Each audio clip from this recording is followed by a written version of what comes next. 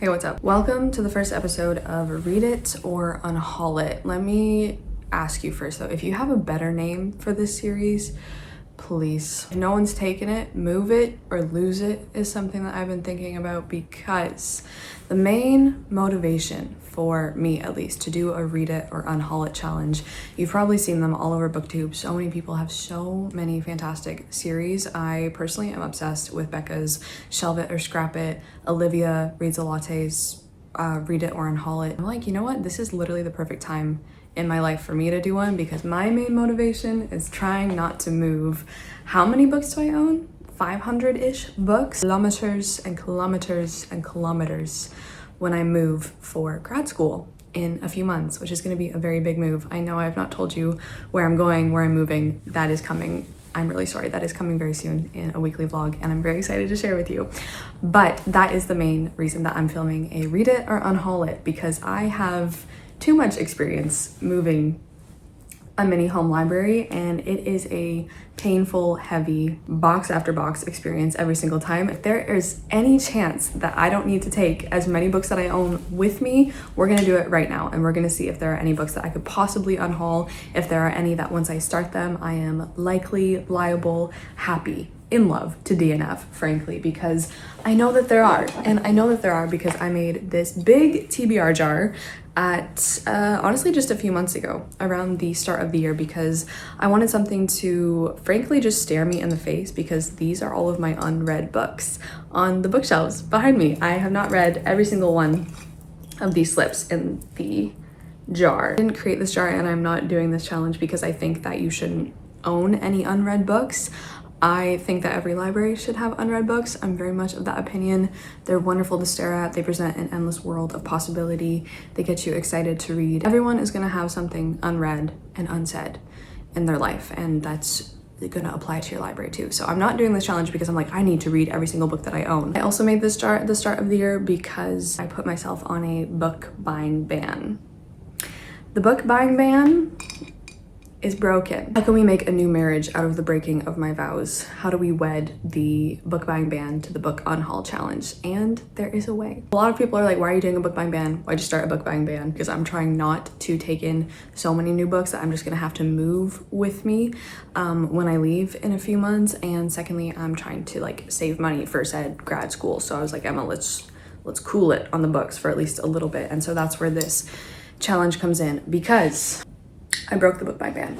I broke it when I went on vacation to Iceland and Scotland. I went book shopping, had so much fun book shopping. Do I regret these? No. I'm actually really proud of myself for holding off for as many months as I did, but that leaves us with 1, 2, 3, 4, 5, 6, 7, 8, 9, 10, 11, 12? Is it just 12 books? I thought I bought 13 books. I don't know where the other one went. Anyway, that leaves us with 13 books that I bought abroad to get back onto the shelves somehow, but I didn't want to just add all of these, pile them on top of all the ones I already own that are unread, and so I thought if I wanted to get one of these guys on my shelves, I would have to take a book off so that we would maintain some sort of equilibrium. In this jar, there are multicolored slips. They represent different genres, but there's also some that represent specific challenges that I want to do. For example, the green slips represent things that I think are going to be a 5-star read for me, but the lovely chocolate covered slips represent books that I think I might be likely to unhaul, given how long they've been sitting on my shelves, given how I feel about them now, or given what I've heard other people say about them. The rules of my Read It or Unhaul challenge: we gotta draw a book that is likely to be unhauled, and we have to read it. I can either finish it, I can DNF it. The goal is to put these guys somehow on the shelves, and also anything else that I bought, because I have to show you something else in this video. I can DNF the book at any point that I want if I like know that I'm not going to like it and I would like to unhaul it. So I can either DNF or completely finish the book. If that book eventually does make it into the unhaul pile, then I can put something that I've hauled onto the shelves. If I read one of the chocolate covered slips in here and I like it, or I don't want to unhaul it and it goes back on my shelf, I don't get to put one of the books that I've broken my vow with back on the shelves, and we have to start over. Before we start this challenge, there are things that I need to update you on, because while I haven't like bought any new books since I've been back in Canada from my trip, at the start of the year I did have to buy 2 books for my book club. I do an around the world reading tour challenge on Fable, which you can find linked below. For February's book, I did get it on Kindle, so I didn't add anything to my shelves, but with all the new Kindle Amazon update rules, I don't want to do that anymore, and I would much prefer to have physical copies. For March's book, I did buy a physical copy of Temporary People, and for April's book, I did buy the physical copy of The Door. These are the only 2 books aside from the vacation disaster. It's really not a disaster though. I'm very happy with the books I bought. They're the only 2 books that I have broken my vow with so far this year because like I needed to read these. So I thought as well that before I film this opening clip, I would go through every single book on my shelves and just see if there's anything that I've already read that I want to unhaul. And there was only 1 book. That book is one that I read in February, which is Angels Before Man by Raphael Nicola.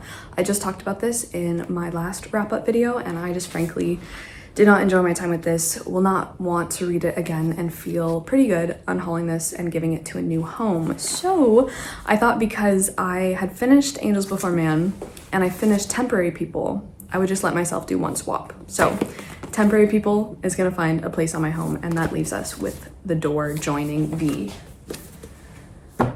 pile of books that needs to find a home on my shelves. Angels Before Man, ciao, and Temporary People gets a place. I hope that makes sense. Those are my rules. I'm excited to see what is gonna come out of this jar. It's like a little genie, the little genie book jar. And let's just start and hopefully make it so that at the end of summer, I'm not putting so many of these books in boxes again. It's a process, it's a process. It's time to pick the first book of the challenge. Oh, I'm so scared. I'm gonna pick the first book from the TBR jar to see what I'll be reading in this vlog, what I'll be just figuring out if I like it, don't like it, if I want to unhaul it, if I want to move it with me. Let's just pick one. I'm really excited to start one tonight. I'm in a big reading mood, so hopefully this is gonna mean that whatever I pick has a better chance of me enjoying it. Basically just gonna go in here and see if I can grab a chocolatey colored book. Okay, there's only 1 in this handful. Hold on a second. Those ones were all different colors. Here it is. What does it say? What does it say? A Fate Inked in Blood. Let me get it. Where's this book actually? Oh, there it is. I was like kind of thinking about this and reminiscing about it and like knowing it was in there, so it's funny that I pulled it. But yeah, this is A Fate Inked in Blood by Danielle L. Jensen. It's also book 1 in a series. Why did I put A Fate Inked in Blood in my potential unhaul color coded tabs? Number 1, because I have DNF'd a book from this author before, which was The Bridge Kingdom by the same author. I didn't like that very much at all. And this one, I'm just like, I don't know. I know that this is a fantasy romance. I think it's inspired by Norse mythology, if I'm not mistaken, because we follow Freya, who, like, what does she do? She spends her days gutting fish, but dreams of becoming a warrior and putting an axe in her boorish husband's back. I don't know, Danielle, I don't know. This is the book that I've pulled, so we're gonna give it a try. Good luck. You are book number 1 in this experiment.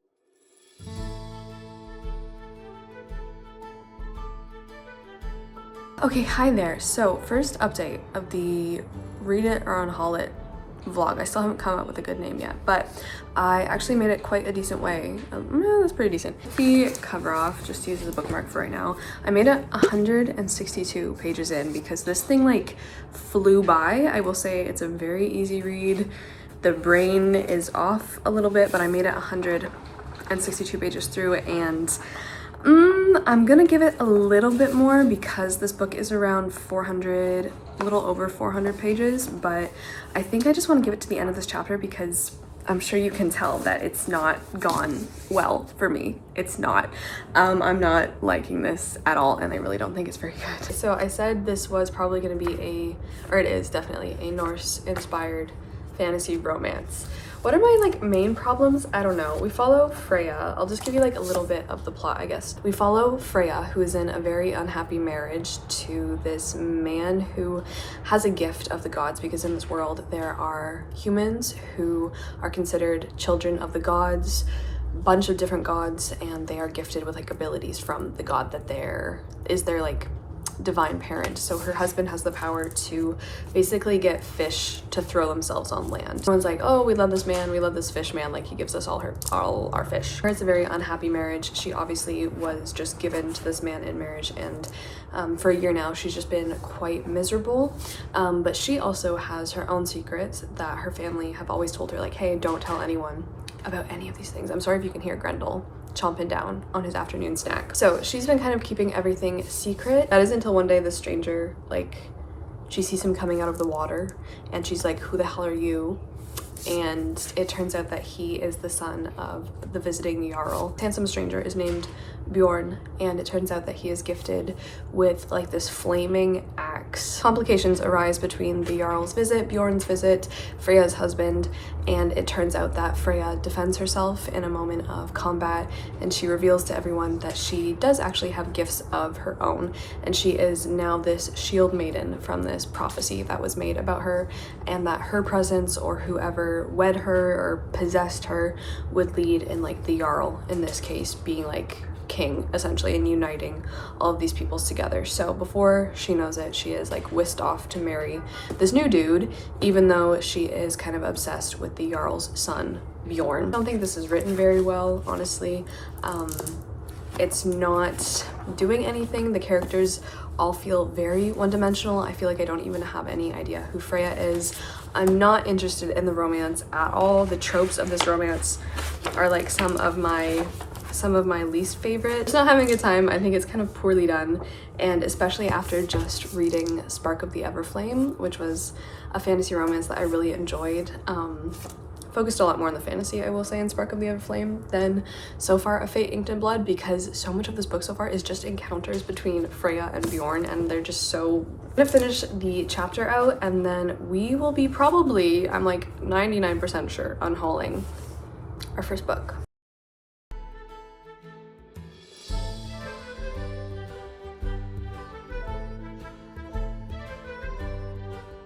Sorry, I'm doing laundry and drying my leggings, air drying them. Anyway, okay, so I did in fact finish the chapter. I got to page 181, which isn't bad. I really was pushing myself to just push through this book. I was not enjoying it. And one thing that just kept scraping on my nerves was the use of language that just they frankly would not be using in like Viking era. Obviously this book is in English, but just them using like very modern swear words and even words like, oh, you're such a narcissist, just takes away from the historical element so much. Just really take me out of it, because I'm like, they don't, that word doesn't exist yet. Do you know what I'm saying? And it just felt so unnatural. So we have our first unhaul of the Unhaul project. I'm so excited. Thank God it's a hardback, because that means we gain some space, we gain some weight in our suitcases, in our moving. Oh God, what's to come in the next few months. I'm hauling this so hard. Goodbye, Fate Inked in Blood. I think this will be my last Danielle L. Jensen second book I've DNF'd from her, so that is this one. So I'm gonna start a little pile, and that means first up, we need to organize the bookshelves, because there are a big fat mess from like filming, me trying to figure out what I want to read on my own. And secondly, we get to put a book on the shelf. We get to put our first book on the shelf, and then finally we need to pick a new book to read.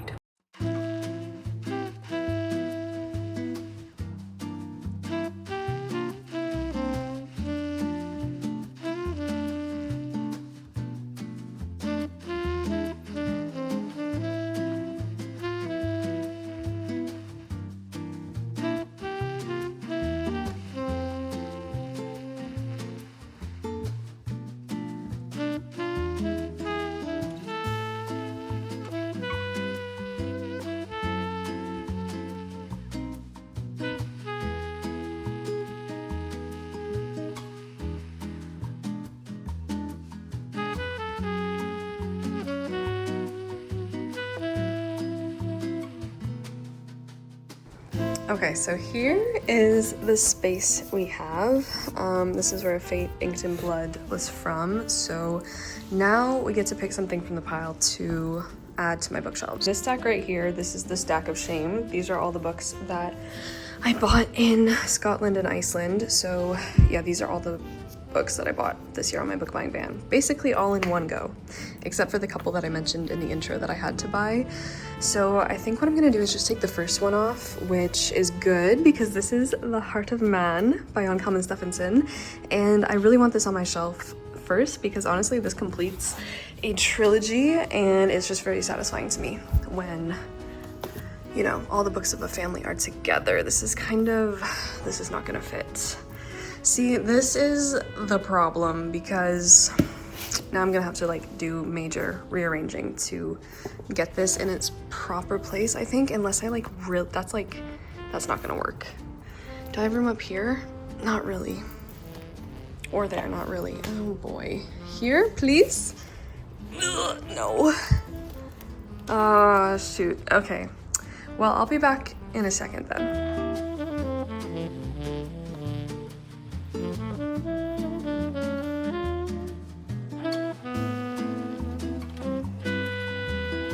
I actually had room on my romance shelf to fit part of the Vampire Chronicles, so look at this.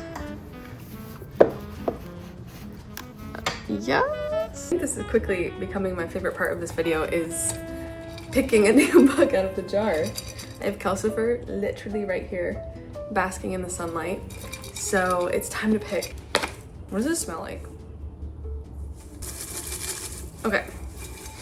I'm just gonna try to get like a brown slip the first try. Nope. Blue, yellow, red. Oh, there's one in there. Okay, let's see what we're gonna be reading next. What does it say? Legends and Lattes. Okay. I pulled Legends and Lattes by Travis Baldree out. Now, I wasn't really sure about this one. You may be like, Emma, why do you think you might unhaul this? So I bought this like almost a year ago now, I think. I'm sorry. And I started it, I think last spring or last summer, and I just wasn't getting into it and I put it down. So I've already DNF'd it once. I just put it down for the time being because I'm like, I'll come back to that. I don't know about cozy fantasy anymore. I don't, unless it's like really good, because I've read stuff kind of like this, like The Spell Shop by Sarah Beth Durst I read last year. Just thought that was okay. I don't really know if this is the genre for me, but if you haven't heard of Legends and Lattes, we follow this orc who has been a powerful warrior her whole life, and she's tired of that life. Like, it's not for her anymore, and she wants to settle down, retire, and open up a coffee shop in this little fantasy village where people have actually never heard of coffee. So it's all about her introducing this new phenomenon, this culinary masterpiece into the town, and her like making friends and just like settling down in her, I don't know if it's her twilight years. I don't know how old she is. I don't know how old orcs live to. I don't remember it being particularly engaging in the first few chapters, so I guess we're gonna give this a go. I'm kind of in the mood for this though. Like, I am kind of in the mood for something soothing, slow-paced, and just fun. But with cozy fantasy, I feel like you really have to hone in at least, or like make your writing so good, because we don't have like intricate, usually I don't think in cozy fantasy that's not really the point, to have intricate plot lines or crazy action sequences or intrigue. It's about slice of life, simple living, slow living, and just like good vibes. And so I think the writing really makes or breaks that. We're gonna see. Okay, so book 2. Are you ready, Christopher? You wanna read this one? Are the birds here?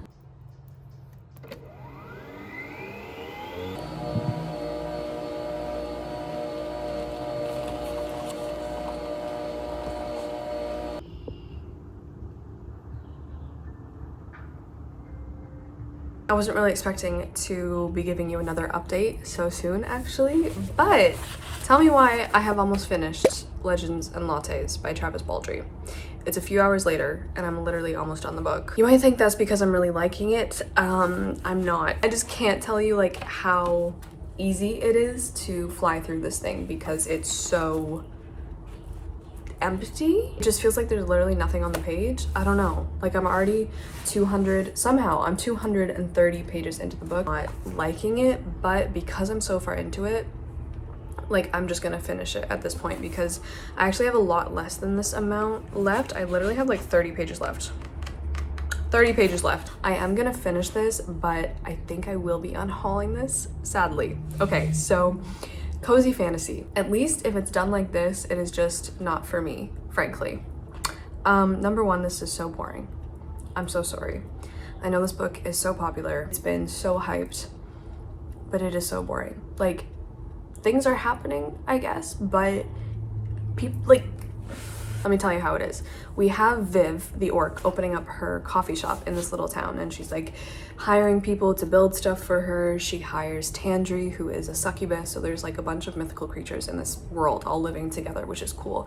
So she's gonna be like her co-barista, and then she hires this little creature named Thimble. I would live and die for this creature. He's like their pastry chef. I love this little, I don't even know what he is. He's kind of like a little cat thing, I guess. It's so boring. It's literally so boring. It's just chapters and chapters of her like installing the oven and making coffee, but like we don't really, I guess we kind of get to see people's reactions to discovering coffee for the first time, but for a book that like honestly should be a love letter to coffee, I'm feeling really let down. I'm not feeling the magic in it at all. It feels like a very shallow attempt to describe like the community and culture surrounding coffee. I don't know, I'm just not feeling any of it. And as well, I was reading some other people's reviews on Goodreads to see like what people were saying, and I really agree with like a bunch of different people who are saying that like we as the reader we already know about coffee. We already know about inventions like the cinnamon roll, which is what Thimble invents in Legends and Lattes. We already know about these things, and so like it's not magical or fun for us. Coffee is so magical, literally so magical. I made one just to drink with this book. Sadly, I'm out of coffee, and so I only had decaf, but fantastic. A cinnamon roll, a thing of beauty, but I'm just not feeling it. It feels a little bit lazy, and I would have liked to see something like more fantastical. Like we're in a fantasy world with like orcs and dire cats and elves and succubi and literally all manner of creature. Like I want something that's, I don't know, cooler to me than a cup of coffee, do you know what I mean? So you just follow Viv like expanding her menu, expanding her coffee shop, and like there are little hiccups here and there, but everything kind of gets smoothed over very quickly, and the major like adversaries of the book also get dealt with, and I just feel like literally nothing has happened and I'm about to be done the book. Like things don't need to happen, but if things aren't going to happen, I need them to not happen in a way that is fun. And frankly, this is not fun. I'm having fun. It just feels very surface level. It feels like there's really nothing there. I'm gonna go finish this, and then I guess we're gonna be putting something else on the shelf. Unless the ending saves it. I finished Legends and Lattes. I faffed about for like an hour with this because I was like, I don't want to read it. But I did finish it. It didn't get any better. The ending was just meh, and I just really did not enjoy it. So this one is definitely getting an unhaul. Like it's gonna go. So now we get to put something else back on the shelf. So this guy came from the fantasy section, so he went right here. I don't know, I didn't buy any fantasy, I don't think, really, when I was on vacation, so we're gonna have to find, I don't know, something else to go back on the shelf. But this guy is going into the unhaul pile for sure. I am really upset about that because I actually really wanted to like that. I mean, the title just sounds so cool, so inviting. Legends and Lattes. But yeah, anyway, here is our little stack. 1 2 3 4 5 6 7 8 9 10 11 12. Hi. 12 books to go back on the shelf. I guess I'm just gonna grab the top one again, which is Animal Life. This one is gonna go in my like litfic random book. Oh, that's not it. In like the random books section. Last name Ólafsdóttir. So LMNO should be going on the shelf. So Animal Life should go like right in there. Oh boy, is there any room? Oh, okay. I think there kind of is room. Okay, hold on.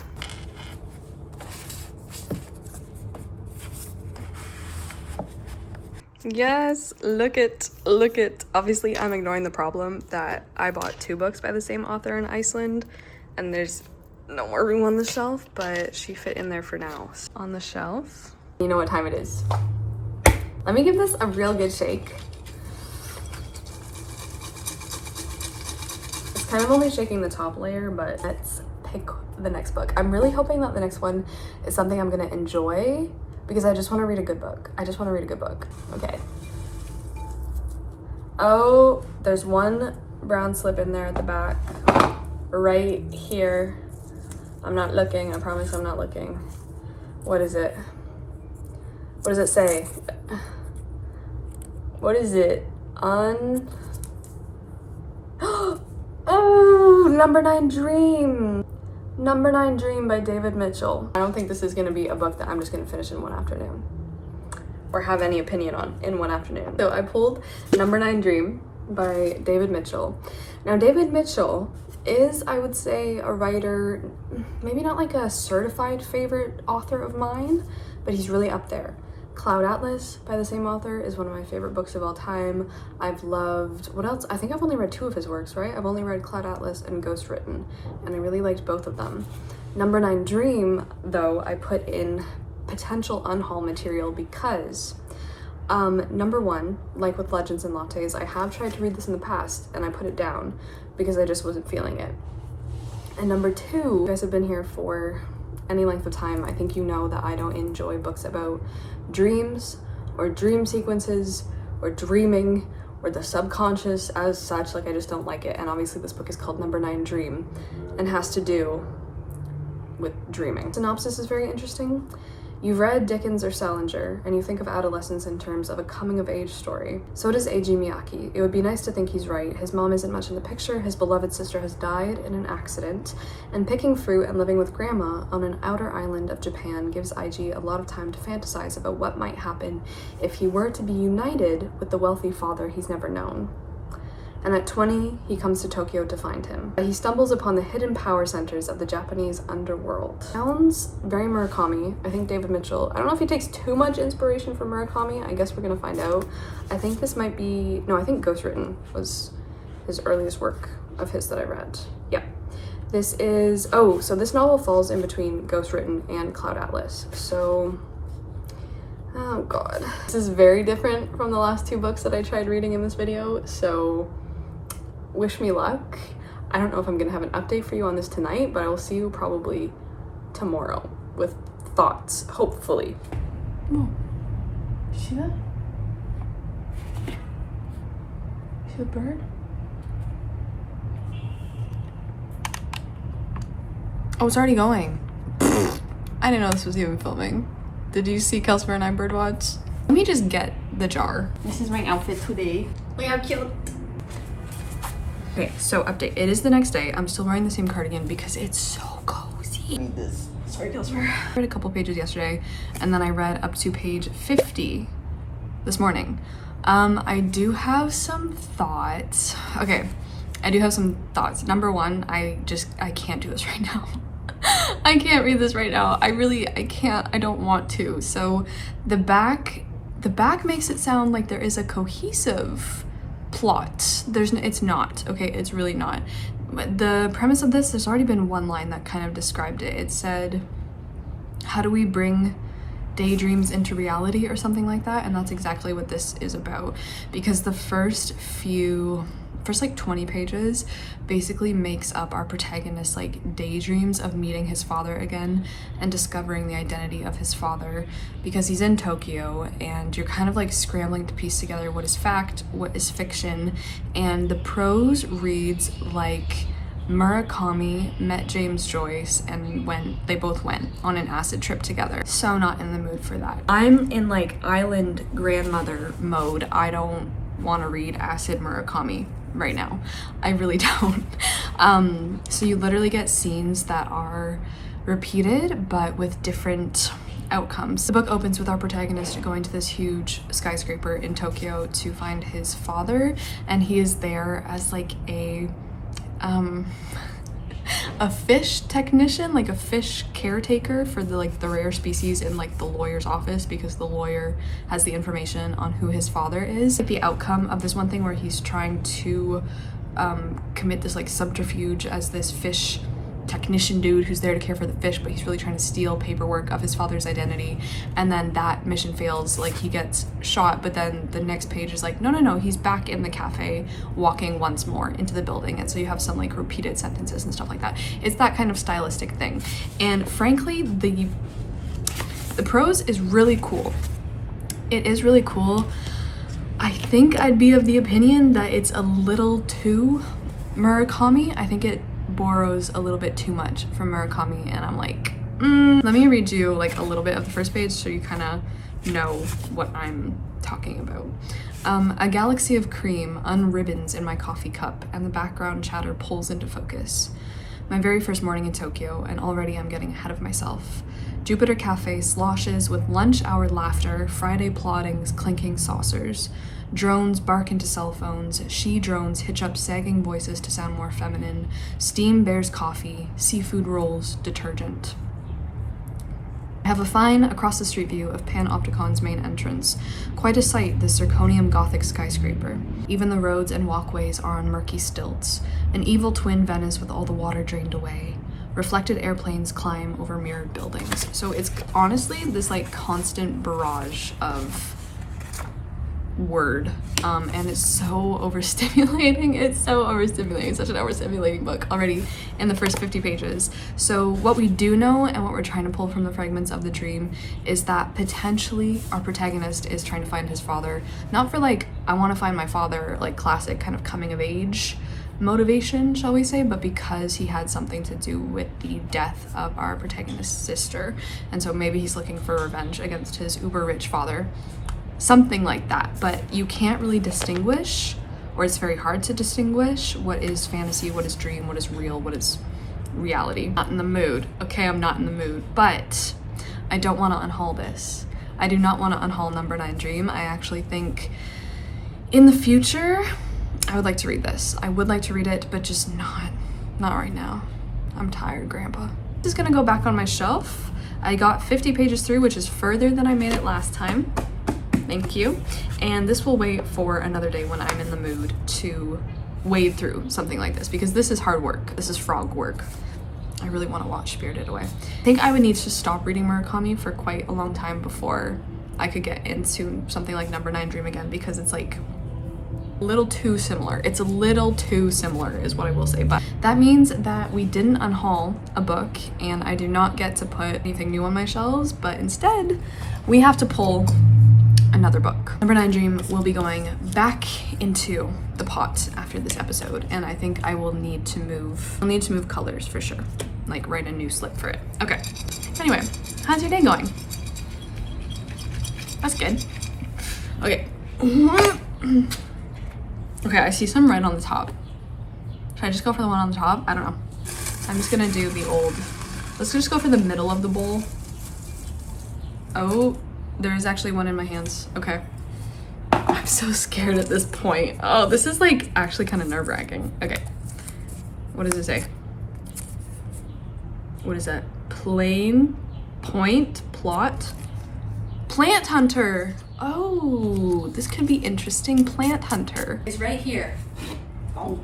Some of the ones I put into this category as well were just some of the most ignored books on my shelves, and some of the books on my shelves that have been sitting there for way too long without me doing anything about it. But I put Plant Hunter by T.L. Mogford into the potential unhaul category. Why did I do this? Number one, The Plant Hunter is, I think, historical fiction, and while I like fell in love with historical fiction in high school and would have told you that was my favorite genre in high school, I since like don't want to be there. I do not like really traditional historical fiction with something that's not really traditional historical fiction. Something like Icefields, where it doesn't feel like the whole thing of the story is that it's historical. Do you know what I mean? Like, I feel like historical fiction is really like, we're here to talk about this time in history, whereas something like Icefields is just not really, that's not like its main thing. Anyway, I don't know if that makes any sense, but The Plant Hunter. It's been so long. This was a gift from a lovely viewer. Thank you so much. And I hope for my sake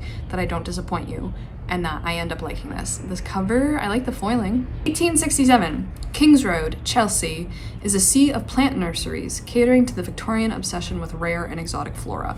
I also used to be obsessed with the Victorian period. I'm out of it. Glossy emporiums, fueled by the dangerous world of the plant hunters, daring adventurers sent into uncharted lands in search of untold wonders to grace England's finest gardens. So we follow Harry Compton. He's not a plant hunter, he's a salesman. He is becoming the face that sold 1,000 plants. He inherits a specimen of a fabled tree last heard of in the travels of Marco Polo and a map, and he sets out to make his mark. Okay, so where is he even going? Oh, I think we're going to China. I hate this font. This font is like giving me double vision. No? I don't know if anyone else, no? I don't like that. I'm in the mood to sit down and read again, so I hope to God that this is a 5-star. Let's read.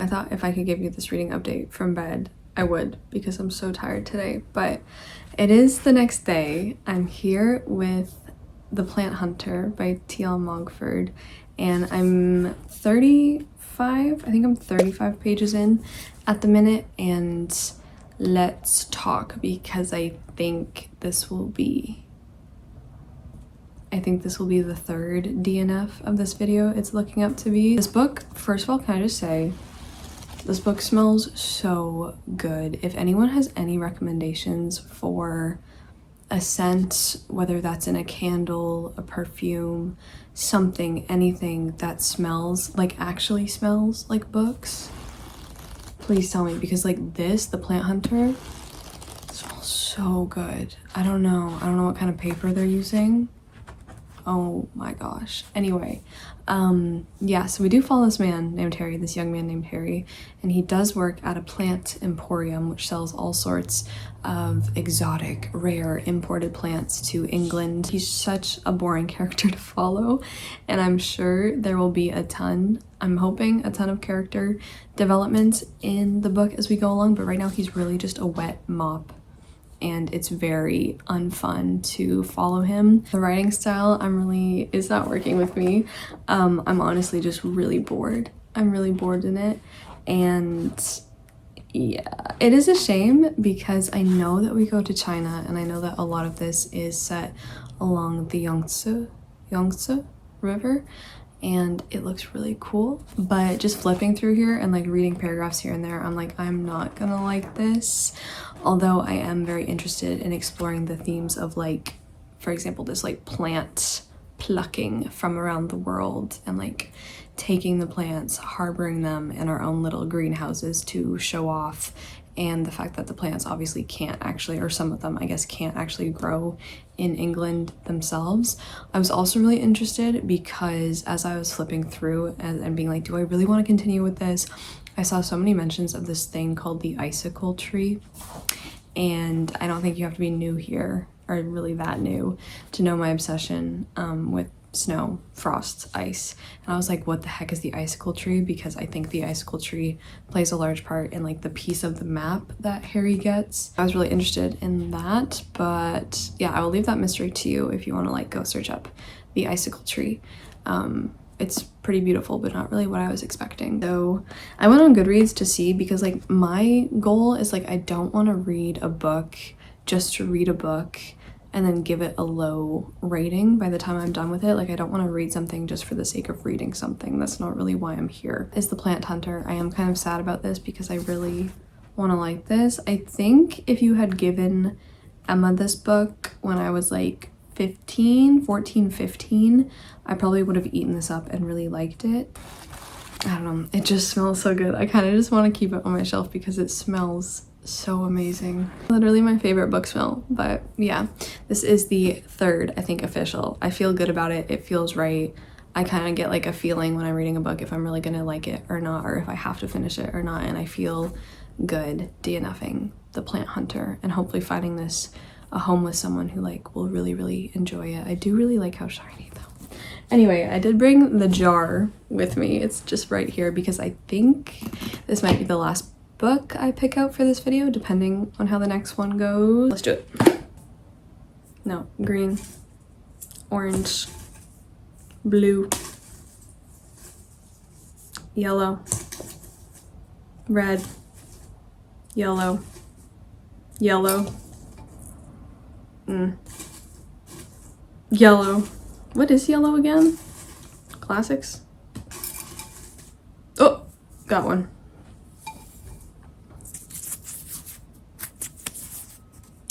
The cats to bologna. They came to Baghdad. The cats to bologna. They came to Baghdad. Oh. I think like when I pull a book out and then I can just like the emotion that it brings up in me, I'm just like, oh, I do not want to read this. Came to Baghdad is a murder mystery by none other than Agatha Christie. Let's go find it.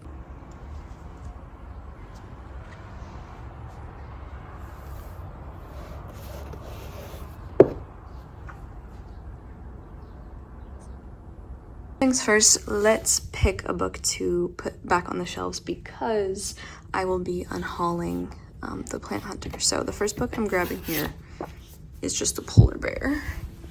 Okay, so this is nonfiction. Nonfiction is down here. I'm actually kind of collecting a little bit of an Arctic, Antarctic, winter, whatever you want to call it, section. Obviously starting with Arctic Dreams, and then there's kind of a few more down here. We have Magnetic North, the Ice Field, the Alps. This one's about Antarctica, and this one is on polar bears. So I think I'm just gonna throw this, I don't know. Is anything from here? Something, oh, I'm reading one book from here right now. So this space is taken up, but this shelf is actually looking like it needs something else in here. So I think I'm gonna put it right here. Yeah. Oops.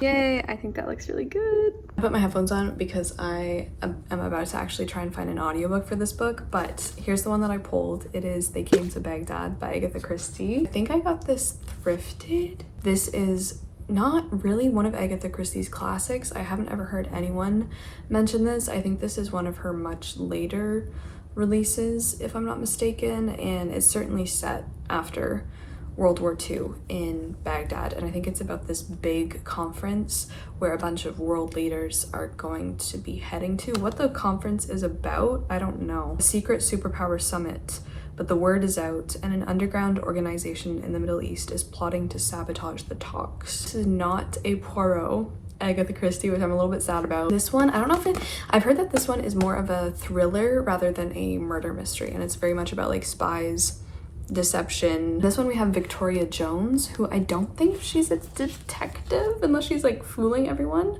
It just says that she's a young woman with a yearning for adventure who gets more than she bargains for. Borgans. She gets more than she bargains for when a wounded spy dies in her hotel room. This one I feel like would be a good candidate for an audiobook, so I'm gonna see if I can find one and we're gonna get reading. Let's read hopefully the final one, and let's hope that I really like it. The last Agatha Christie that I read, what was it? Was it The Mousetrap? I think it might have been The Mousetrap, which I did a video on with my brother. I think that was the last Agatha Christie, or no, the play is called The Mousetrap, and then Three Blind Mice. The novella is actually called Three Blind Mice, but the big famous play based off of that is called The Mousetrap. So the last Agatha Christie thing that I read was Three Blind Mice, which I was a bit upset about. I am now 122 pages into They Came to Baghdad by Agatha Christie. So I've made it almost halfway through, actually. I don't know. This is so far a very average, mediocre book for me. A really long time to get us into like the heart of anything, and I'm actually really not that like in suspense or caring too much about the secrecy and the spying and the plots, because I feel like it really hasn't even focused too much on that yet. I said that we follow this girl named Victoria, but there are so many other perspectives in here as well. Like you get constantly cut to chapters of all these people that like high up people in positions of power arriving in Baghdad, and you're like, okay, what's going on? I don't really care too much. The reason we follow Victoria, who is straight up she's just a pathological liar. She is definitely hiding something. Like I don't trust her. I really don't trust her, and her behavior is so strange, and I'm like, okay, what is motivating this? But we do get most of the chapters from Victoria's perspective, and at the time when the book opens, she's living in England, and one day she gets fired from like another one of her jobs. So we don't really know where she comes from, what her family life is like, why she has had this string of jobs that she keeps getting cut loose from. Like we just don't know what's going on with her, but we do know that she pretty much like just lies her way through every single situation. So she's been dropped from being like a typist, and she is just sitting in the park being like, okay, I gotta go get another job. She's not really thinking it's gonna be a big issue because she seems pretty skilled in manipulating people. But then she meets this guy, this like completely random stranger named Edward, who's sitting on the park bench next to her, and they like are around the same age, and they seem to like really have a connection and like good chemistry, and they start to talk about all this stuff. And Edward is like, oh my god, like I wish I didn't have to leave the country tomorrow, like this is so upsetting, I can't believe we just had a meet cute and I have to go. And Victoria's like, well, where are you going? Like where are you gonna be? And he's like, yeah, I'm gonna be in Baghdad, so that sucks. And Victoria's like, oh my god, that actually sucks so bad. She's like, I need to go to Baghdad.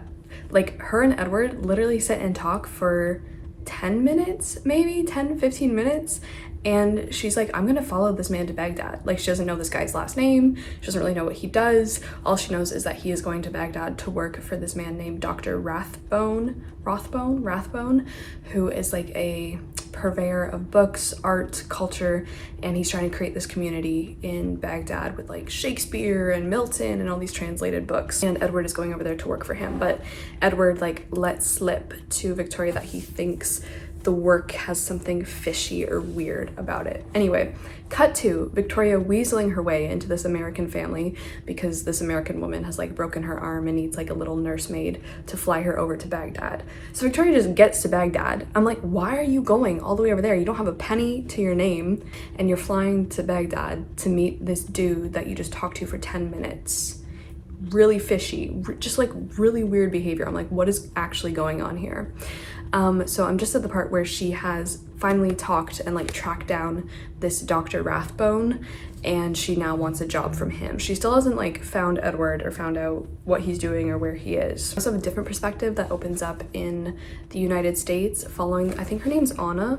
We're following this woman named Anna, and she seems to be like a secret agent or something. Like her chapters have people like trailing her, following her, reporting on her whereabouts, and she is just given the slip to the agents that are following her. So we have Anna, Victoria, Edward, a whole bunch of other people staying in Baghdad for this like summit that we don't really know like what it is or why people are going there. So I don't know, like it's been 123 pages of just like fine, like I'm not really invested. I honestly don't really care, and I feel like I could drop this without too much concern really about how the plot is going to work out. The one thing that I would keep reading this for is like Victoria, and to find out what the hell she's doing, because I just don't get her. I don't understand her. She's lying to every single person that she meets, and that just makes her very interesting to me because I'm like, what are you doing? Maybe like around my 5th or 6th Agatha Christie book. She writes so differently every single time is really what I feel. I think she's so good at like taking on like a little chameleon, all these different styles and ways of writing, and like comparing one work of hers to another is very, very interesting because this one feels very different. Guys, I don't know, should I keep going? It's very unlike other Agatha Christie's too, because like at this point there would have already been like a murder, you know, we would have already been trying to piece together the clues, things would have been happening. This one is definitely taking its time to build up, and I don't really like that. I like more Spartan Agatha Christie novels, like And Then There Were None. And Then There Were None is my favorite one of hers. Because I'm at the halfway point, but like I feel like something's gotta happen soon. Like the spy who is supposed to die in her hotel room in the synopsis, he or she, or whoever it is, they haven't showed up yet. I'll check back in with you later. I'm gonna listen to a little bit more.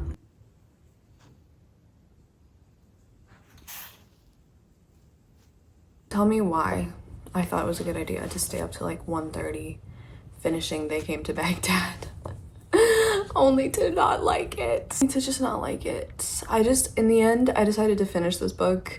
I think when I updated you last, I was almost halfway through, and then I was just like, you know what, Emma, let's just finish it, because with the Agatha Christie novels, a lot of the time, when you get to the end of them, there's obviously some big twists. You get to find out what's been going on the whole time, and it can really change your whole feelings towards the book. However, with They Came to Baghdad, I should have just DNF'd it. I do regret reading this because I just thought this was really poorly done, honestly. I ended up like guessing and just kind of figuring out what was going on pretty like a little over halfway through into it, and so it just then made like the rest of it not that fun. And for an Agatha Christie book, this was just like so, I don't know, it just didn't feel like her. It felt like she was off her game.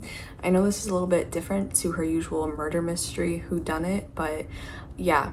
And on top of that, I think The Spy, it's not really too much of a thriller, but The Spy Cold War-ish time period is just not really my thing, and this was just not that good. So yeah. And Victoria Jones, I don't know, I just can't get over that she literally talked, like we don't in the end get to know anything about her other than what's on the page, and that she is totally a pathological liar. I just wanted to know why the hell she acts the way she does, and so many of her actions just infuriated me, because I'm like, what are you doing? And then the whole thing that spurs this book into action is the fact that she literally talks to this Edward guy for 10 minutes and then decides to go to Baghdad to follow him because she's in love with him. I'm just like, who actually does that? The conversation wasn't that good. The conversation wasn't that good with Edward to be like, oh my gosh, I need to go to Baghdad to talk to him again. What are you doing? I'm just upset about this one. If anyone has read They Came to Baghdad, what are your thoughts? Because I don't know, I feel like we had characters who we followed, we just never saw again. And because you don't really have a detective figure in here who at the end does a big reveal, you know, tells you all of their thoughts and like mental processes, you kind of just have like members of secret agencies talking to Victoria. And if I didn't mention, when I got halfway through, Victoria does get involved in like one of these secret agencies kind of as a spy, like she gets enlisted to help. I thought this was so boring, not a lot going on, and the ending was so dissatisfying to me. And I wish it would have explored the themes a little bit more, actually, because I think like a lot of her books, like And Then There Were None, or what's the one, Crooked House, I really liked what they talk about when they're unraveling the murder mystery. But what They Came to Baghdad, which is supposed to be about like US versus Russia Cold War-esque stuff, like we're not really talking about it too much. It was just really dull, frankly. That is They Came to Baghdad. I think this is the last book that I'll be reading in this video, and I will 100% be unhauling They Came to Baghdad. Let's put our last book on the shelf and then let's do the final tally. Here is the stack. I think we're gonna do Exhalation, I guess, because it's just on top. So this is sci-fi. Oh guys, I don't think I have anything currently out from this section, so this might fit really well here. Okay, let's see. Is this in order? Not really. Like my sci-fi is kind of out of order. It's not really arranged alphabetically too much. If it's not arranged alphabetically, then I just kind of want to do it by size so it looks nice. Okay, hold on.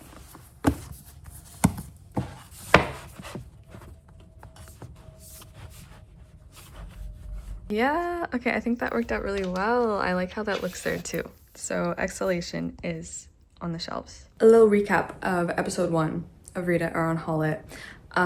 We got through 5 books technically, and then obviously when I started the video, I already like went through my bookshelves to unhaul what I could, and that was Angels and Man. So this one will be going 1 book. We finished 2 books in this video. We had 2 hard DNFs and then one DNF that I will just come back to later. Okay, A Fate Inked in Blood, yeah, only made it 162 pages through and just did not like it very much at all, and just was not rocking with this one. So this is also gonna be unhauled. I read all of Legends and Lattes by Travis Baldree. I think in the end I'm gonna give this 2 stars, and yeah, it's just not the book for me. I don't think it was very good, and this one will also be finding a new home. So that is unhauled number 3. Third book that I tried was Number 9 Dream, and this one will be going back on my shelves just for another day because I do think I will like it. It's just not the right time. We had our second DNF with The Plant Hunter by T.L. Mogford. I just don't think this is the one for me. God, it's just still wafting. It's still wafting such pleasant bookish breeze into my face. Wow. So this is unhauled number 4, I guess. And then we had the other book we finished, which was They Came to Baghdad by Agatha Christie. I think I might just give this either a 2 or 2.5 star. This one will also be going because with certain Agatha Christie, it's not that like once you finish an Agatha Christie book, you never want to read it again, because certain of the ones I own, I definitely would read again, but this one is not one of the ones that I would ever want to reread. So this one will also be going. Okay, and that is number 5. 1, 2, 3, 4, 5. So we unhauled 5 books.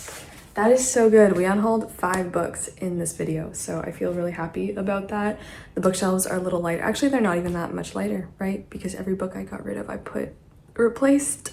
Okay, so that is that. And then our stack of shame,